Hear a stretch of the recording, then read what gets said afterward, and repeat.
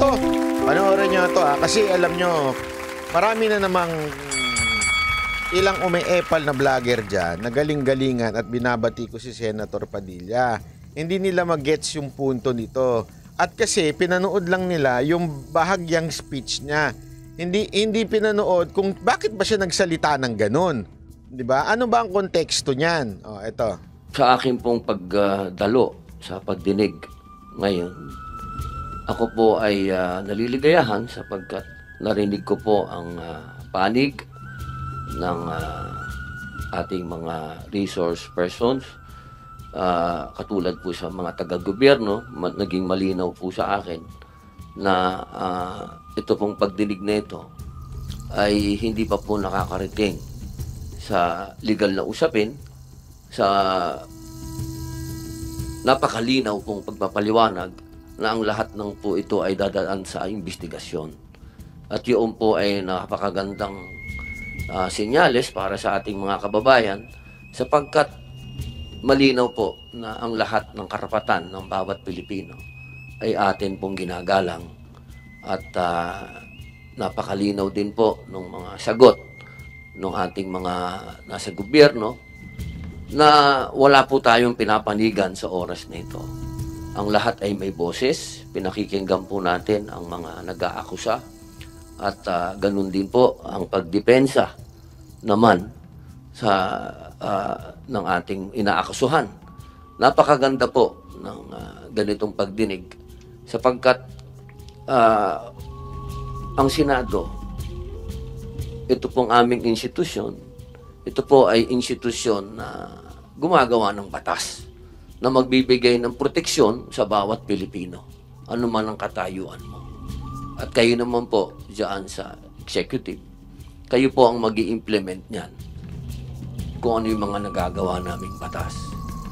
Ngayon po, gusto ko lamang pong magbigay ng statement, mahal na ginang tagapangulo, bilang nilinaw lang niya po sa unang part ng kanyang statement, nililinaw niya na we are here to listen to you sa mga witness. We are not here, particular sa sarili niya, I'm not here bias ako dahil kaibigan ko si Pangulong Duterte o kaibigan niya si Kibuloy. Yun ang sinasabi niya dyan. I'm here to listen to you. Okay? Yun ang nililinaw niya. Nakikinig kami sa inyo. Pero ito ang kasunod. Ito po ay hinihiling ko na mailagay sa record ng Senado sapagkat ako po ay matagal ko na pong kilala si Pastor Kibuloy. Magkasama po kami, ma'am, noong panahon ng Pangulo po ay si Gloria Macapagal Arroyo. Kami pong dalawa ay magkasama sa peace, sa lahat po ng hakbang ni Presidente Gloria Macapagal Arroyo na magkaroon ng kapayapaan sa buong Pilipinas. Ako po ay hindi pa senador noon. Ako po ay isang artista na kilala sa usapin ng pamimigay ng pera. Pero kahit isang beses, hindi po ako hiningan ng pera ni Pastor Kibuloy. Ika nga po sa English, not even once.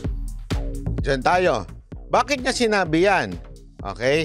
Napakalinaw po kasi, dito sa pagdinig na to, pagpapanuorin mo, yung isa doon, sabi ng sabing pinagpapalimos sila para magkaroon ng pera, ganito.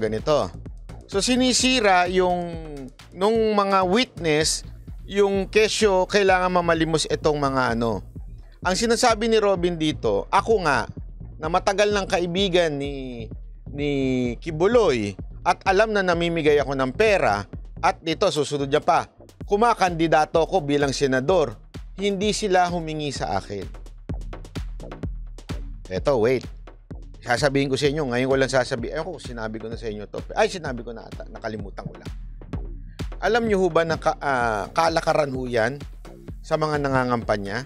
Pag nangangampanya kasi isang lugar, para tanggapin ka, tulungan ko ng mayor doon, kailangan mo silang bigyan.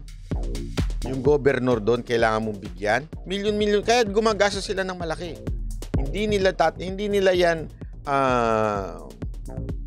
tatanggapin o i-deny nila yan. Pero that's the truth. Reality yan. Alam ko ho yan. Kasi tandaan ninyo, partiho din kami ng kumandidato ng Cebu. Kaya nga kami natalo eh.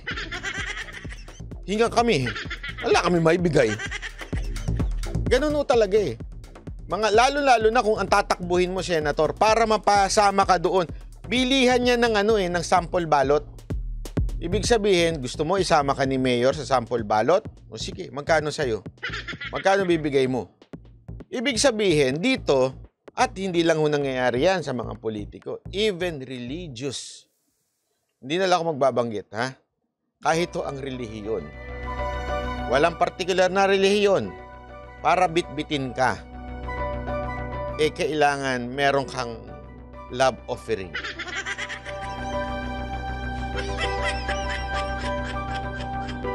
Para tulungan ka, mapa-lokal, mapa-national. Kunwari sa lokal, kailangan mong abutan yung dapat mong abutan na relihiyon. Tapos, tutulungan ka nung pare. Ay, mali. Ba't mo sinabing pare? Hindi. Pare, ministro, pastor. O, yan. Para malinaw tayo. Lahat to. Wala ko tayong inaano dito. Wala ko tayong ini-exclude dito. Lahat to, merong mga ganyan tiwali na talagang para tulungan ka. O, Mr. Senator, sira na yung kotse ko eh.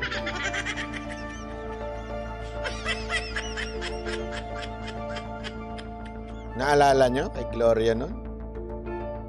Ilan ang inabutan ng Montero ba yun?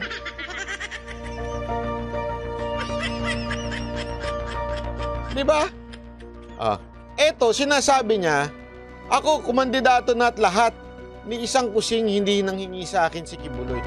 Kung talagang, eto I'm not saying hindi ako naniniwalang hindi na mamalimos hindi yun ang punto ko dito. Pero sinasabi ko lang sa inyo, ano yung context ng sinasabi ni Robin Padilla? It's for you to decide if totoo kaya o hindi. But this is the context ng sinasabi ni Senator Robin Padilla. Na sinasabi niya, hindi ako hiningan. Ibig sabihin, hindi niya nakitang humuhut-hut si Kibuloy. Yun ang sinasabi niya dito. At nung ako po ay tumakbo na bilang senador at humingi ng tulong kay pastor, kahit 5, hindi po ako hiningan ng pera. Sana all. Mapapasana all ka na lang, ano? Pastor Kibuloy. Pag ako ba tumakbo, barangay captain, Debiro lang. Pero yun ang gets ninyo. Ito literal, inamin niya. Kaya nga alam mo, gusto ko tumaman to eh. Gusto ko tumaman to, napaka-honest na tao. Inamin niya. Humingi ako ng tulong kay Pastor Kibuloy. Iilan lang siguro ang aamin ng ganun. Di ba? Yung iba, tataas ng ihi. Ito talaga, inamin niya. Humingi ako ng tulong kay Pastor Kibuloy. At hindi niya ako siningi. Kung iba yun, naku po. Pastor, ang gusto ko lamang pong sabihin sa ating pagdinig. Yun yung second point niya, ha? First point niya, nakikinig siya. Hindi siya bias. Nakikinig siya dito sa mga witness. Second point niya, dun sa mga nag-a-accuse na parang ginagawa negosyo ni Kibuloy, sinasabi niya, siya nga hindi hiningan. Ito yung third point niya. 3 yung punto niya dito eh. Kung ang ating pong mga matatapang na mga witness ay nakakapagsalita patungkol kay Pastor Kibuloy, ako din po ay malayang magsasalita na hindi po ako kailanman kahit na sino sa Kingdom of Jesus Christ hiningan ng pera. Not even once. At siya yung Tiberos, yung tingin niya. Sabi yung Tiberos, hindi kasama sa script yan, ha? Ito naman si Robin. Yung mga ibang senador hindi na nga dito pumunta para pagtanggol si Kibuloy. Ikaw naman. Hindi, alam mo, nagtaka rin ako, ha? Nagtaka rin ako. Bakit wala yung iba? Kasi tandaan ninyo, halos lahat ng Unitae. Hindi, tama naman. Lahat ng mga tumakbong senador na itong nakaraan, sumipsip kay Kibuloy. Maari nung mga una, hindi pa. Pero nung nakita nila na malakas si Kibuloy, lalo na nung panahon ni PRRD, sumipsip lahat kay Kibuloy. Oh, asan na yung mga senador na yun? Nga. Di ba? Ako po ay magtatanong lamang sa ating mga witness. Alam niyo po, ako po ay gumawa ng isang pelikula laban sa New People's Army. Ito po yung Memoirs of a Teenage Rebel. Marami po sa mga kasamahan ko na gumawa ng pelikulang yan. Sabi nito, sobrang yaman ni Kibs alangan naman higang ka. Anong rason, Senator Robin? O, hindi babalik ko sa iyo yung tanong, Manuel. Kung sinasabi mong mayaman at hindi nga siya nanghingi ng milyon-milyon kay Senator Robin, di malamang, hindi rin sila namamalimos. Hindi, binabalik ko lang kasi mali yung logic niya Ipabato ko sa kanya yung maling logic. Okay? Kasi yun ang sinasabi mo, mayaman si Kibuloy, hindi ka hihingan yan. Ay, hindi yun ang punto dyan. Kasi whether mayaman o hindi ibig sabihin mayaman, hindi na sakim sa pera. Hindi yun. May mayaman na, ganun pa rin ang ganun sa pera Di ba? Ang punto niya nga dito, hindi ganun si Kibuloy. Pinapasinungalingan niya yung mga nagsasabing inutusan sila, namamalimos. Di ba? Yun ang sinasabi niya dito. Oh. Pambira. Doon nga galing O di bakit di siya humingi kay Robin? Mas malaki yun. One time, big time. Gawain naman talaga yun. Oh. Yun ang punto ko dito gawain talaga yan ng mga religious groups. Pagka nilapitan sila, ano labo, piring mo? Gawain nila yan. Oh. Ngayon sasabihin mo, doon nga nanggagaling sa limos. Yung limos, ang tagal mo pa para kolektahin yun. Mangungolekta ka, 3,000 lang kada week ba yun? O isang araw o whatsoever? Dito, milyon kagad. Pag sinabi niya, sigurado gusto mo manalo? Gusto mo lahat ng boto ng kingdom? Sige nga, yung logic kasi mali Pag mali ang logic, shut up na lang. Nagsalamin, nagtago, hindi nagpakilala. Pati yung direktor namin natakot. Pero alam niyo po, nung tinanong nila ako kung ako ba'y magpapakilala, ang sinabi ko po'y opo. Hindi po dahil sa hindi ako natatakot. Kung hindi, inisip ko po yung mga teenage rebels na naglabas ng mga mukha nila at nagsalita sila laban sa organisasyon na pinasok nila at sila'y naabuso. Ang ibig ko pong sabihin, wala po akong pinapanigan dito. Dahil ang Senado ay kakampi ng bawat Pilipino. Ang gusto ko lamang pong sabihin, kung tayo po ay mag-aakusa at titindig, kaya natatakot po tayo o hindi, kailangan harapin po natin kung sino yung inaakusahan natin. Nang nakikita po yung mukha natin at kilala tayo.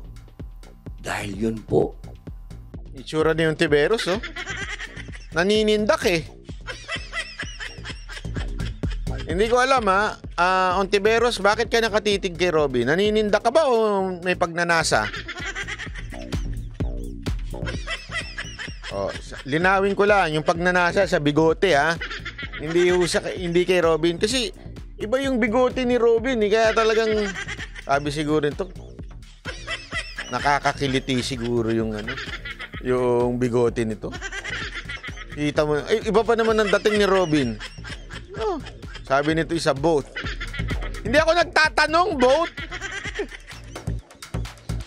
Hindi, yan talaga ang tanong ko dyan eh. Ano sa tingin ninyo sinasabi sa utak ni Ontiveros? Nagagandahan siya sa bigote ni Robin? Naiinis siya kasi wala sa script yan?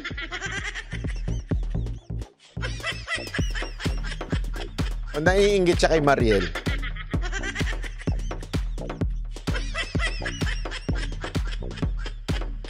Ang matatandaan ng susunod na henerasyon kung paano tayo tumindig. Ayan. Ito yung third point ni Robin. Nasabi ko tama tong point ni Senator Robin. Bakit kanyo? Kasi ganito yan eh. Mag-aakusa ka na hindi pwedeng questionin yung credibility mo. Anong klaseng bayan meron tayo? Nakatakip ang muka? I mean, sasabihin ng iba, safety. Sandali. Karapatan din naman ng inaakusahan mo na makilala kung sino ka. Pambihira ka, magsasabi ka ng kung ano-ano. Hindi ka namin pwedeng i-cross-exam o tingnan kung meron ka ba talagang credibility. Kasi parang ganito yan eh. Di ba naiinis tayo pag may mga troll sa Facebook, walang muka, kumakaakusa, yung makasalita, akala mo kung sinong may alam sa'yo. Sasabihan ka na kung ano, bayad ka kasi, ganito ka kasi, ganyan ka kasi. O di ba? O, tapos hindi mo naman sila makita kung sino sila. Ganyan na ang Pilipinas ngayon eh. Akusa ng akusa. Hindi nagpapakita. Well, in other words, wala hong pananagutan. Ika nga. Pansinin nyo, sino yung malakas mag-akusa? Yung mga nakakalusot, yung mga walang pananagutan. Troll.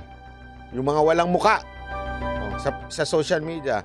At saka yung mga nasa ibang bansa. Why? Because it doesn't matter to them whether it's true or not. As long as we accuse you, okay na sa amin yun. Views na yun. O kaya naman, ganun lang yan, pera-pera eh. Yung mga nag-aakusa na nasa ibang bansa, for the views yan, for the content yan. Eh yung mga nag-aakusa na troll, may sahod yan eh. Pera-pera nga, sabi ko nga sa inyo, yung mga ganyan pera-pera. Yung mga witness na wala namang muka, ewan natin kung anong ex-deal dyan.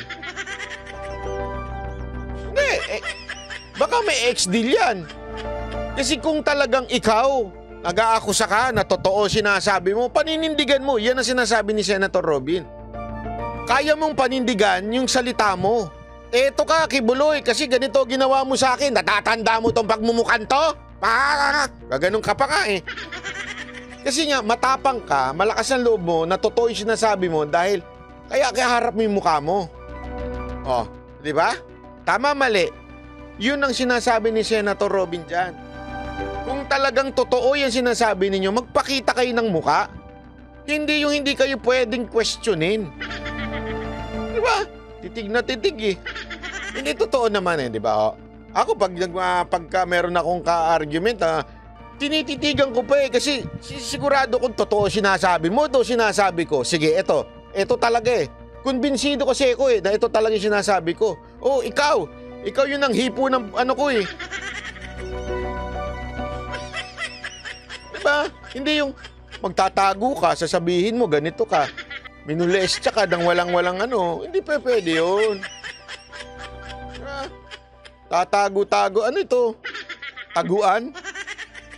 Karapatan din naman po ng ina-accuse nyo na protektahan nila yung sarili na depensahan nila yung sarili nila.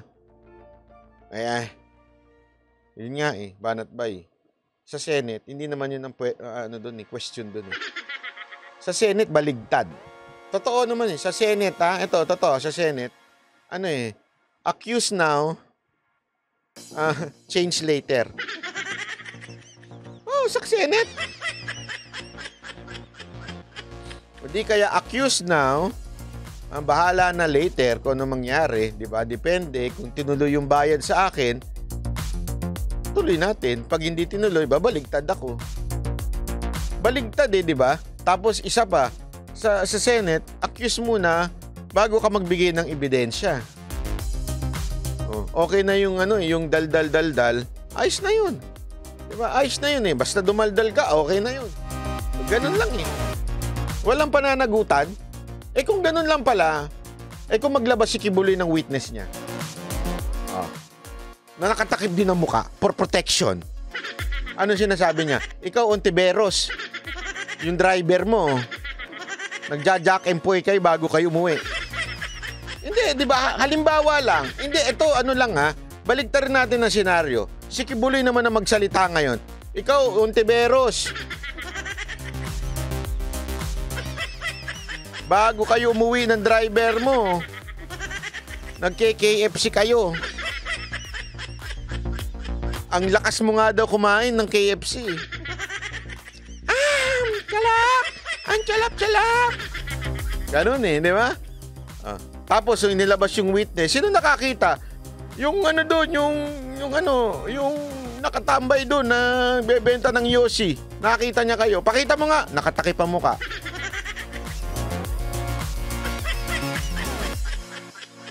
Ano, puro ganun na lang tayo? Accuse na lang tayo? Kanya-kanyang accuse na lang tayo? Tapos tatakpan na yung muka? Naintindihan niyo ibig sabihin? Hindi, sana wag ganun. Kasi wala nang lahat ng ina-accuse dapat binibigyan ng due process. Lahat ng ina-accuse dapat to inosente until proven guilty. 'Di ba? At ang burden of proof manggagaling sa nag-a-accuse. Baligtad lahat talaga ngayon eh. Ngayon, maghanap ka lang ng tao na magaling manginig ang kamay, 'di ba? Tapos takpan mo yung pagmumuka, sabihin mo lahat ng gusto mo, ligtas ka na.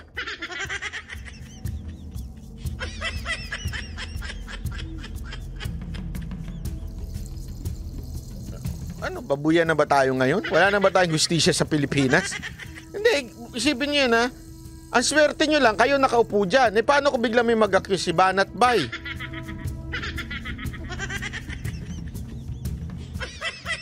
Dali, baka mamaya mabigyan ko pa sila ng idea.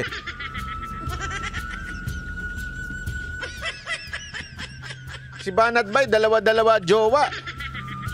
Tatlo pala, si Gigi, si Janela, at saka si Ibana. Paano mo nalaman? Driver ako ni Banat Bay. Nakatakip yung muka. Kahit wala naman akong driver.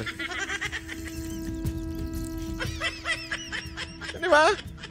Ang birang buhay, ere. Oo. Baduy talaga ito si Ontiveros, oh.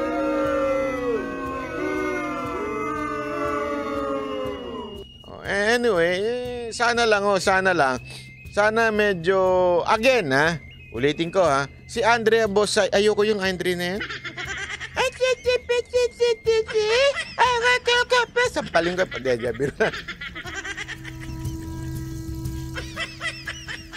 ayoko ng mga ganun babae, tutok-tokan ko pagka ganun. Ang blueberry ba, blue? Ay, kulay blue, ganun. Anyway, again hindi ko po sinasabi dito na hindi totoo yung sinasabi ng mga witness. Hindi ko rin sinasabing walang kasalanan si Kibuloy dito. Ang akin lang, lahat ng ina-accuse dapat binibigyan ng pagkakataon. Diba? Una-una, kung ano yung ginawa nila kay Tebes noon. Okay, na pinapaharap nila sa Senado, na kesyo ganito. Paano haharap kung in-accuse nyo na kaagad in media? Yun nga ang problema, nauuna muna yung judgment bago mo tanungin. Parang si Budo Lipunan, magtatanong pero may conclusion na. Parang gago lang, di ba? Tatanungin niya si Jojo de Guzman, uy, alam mo ba yung nangyari kay Banat Bay? Sabi naman ni Jojo, malabo yan na binayaran. Ganun. Black ka na. Bakla eh. Nagigets ninyo? Bakit? Nagtanong ka pa, meron ka naman palang laman sa utak mo. 'Di ba? Hindi na ho yun pag-iimbestiga o pagtatanong. Ang tawag doon, naghahanap ka lang ng kakampi. Ganon din na nangyayari dito eh. Hindi naman inaalam ni Ontiveros ang tunay na dahilan, ang tunay na nangyari. Anong ginagawa niya? Naganap lang siya ng shoot doon sa script niya. So mali eh. Hindi dapat ganun. Kung talagang Senate hearing in aid of legislation, wala na nga yung aid of legislation dyan. Isipin mo, yan ang purpose yan, na in aid of legislation para makagawa ng batas. Wala na yun eh. Ang purpose na lang dyan, idiin natin si Kibuloy. Kasi pag naidiin si Kibuloy, diin na natin si Duterte, tapos si BP Sara para may chance ako. Yeah, halata. Halatang-halatang style mo, Ontiveros. Siguro talaga, ewan ko, gusto mo lang makasama si Robin para mag-KFC kayo. Pero pasensya na, hindi ka papatulan ni Robin. Ang ganda ng asawa ni Robin Padilla. Ba't naman siya sa binas... Ay, wag naman ganun, banat ba? Sama mo naman. Wag mo na sabihin yun. Munti ka ko na masabi, Diego Latid ko yung binasa. Ano? Dapat hindi ko sabihin yun, di ba, Diego?